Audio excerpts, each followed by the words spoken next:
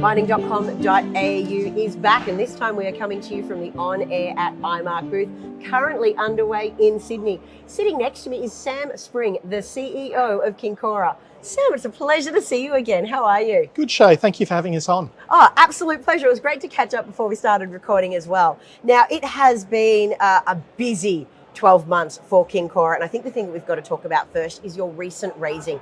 Rick Rule and Jeff Phillips, a strategic investor, have taken a very interesting stake in Kincora. Can you sort of give us a rundown of the particulars of this? Yeah, we were successful raising over 4 million Canadian. That just closed last month. The interesting thing about that financing, beyond attracting Rick and Jeff, who are pretty high profile and successful North American investors, is the 12-month hold period. It's not often that an explorer can get money with that sort of commitment and lock-in. And I guess really that's backing the existing strategy that we've got and giving us the window to execute on that. And with that financing just closing, we're getting on with actually starting spending some of that money on our 100% owned projects.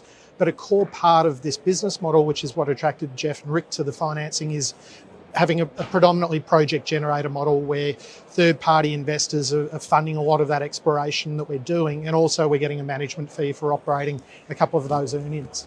Now, you actually just mentioned there that you are the prospect or project generator model, so you actually have quite a few projects on the go at the moment. Can you bring us up to speed on some of the partnerships and some of the activity that's happening?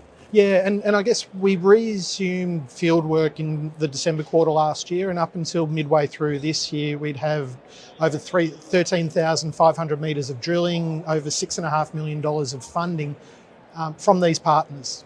Our shareholders get exposure to that, but we're not funding that ourselves. So that work program's accelerating. We're getting further management fees as these partnerships are established. We're looking at further asset level partnerships as well to get to that self-funding scenario where management income effectively pay for corporate costs. But this financing that we've just done also means that we can be strategic, looking at focus programs where we think we can add value without spending a lot of money to effectively, there's 8 projects in the portfolio, add value to each of those 8. And finally, you used a great phrase off camera before. There's not many companies that have as many shots at gold that you do. Obviously, you've got a busy drilling season ahead. What's some of the activity that we can look forward to hearing about? Yeah, and I guess within 12 months, we're going to be drilling at 7 different licenses.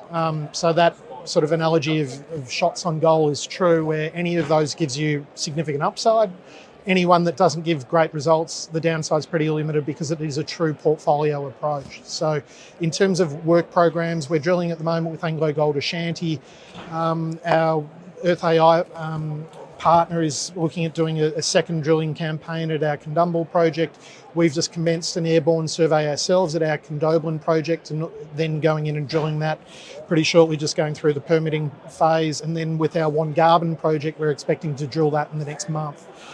So there's plenty of news flow and activities, and that's outside of further deals that we're looking to do. And we're working on a few things that will hopefully pop out pretty shortly on that. Oh, an interesting tease to leave us on. Listen, Sam, thank you so much for your time today, and I look forward to what these new things could be. Thank you, Shae.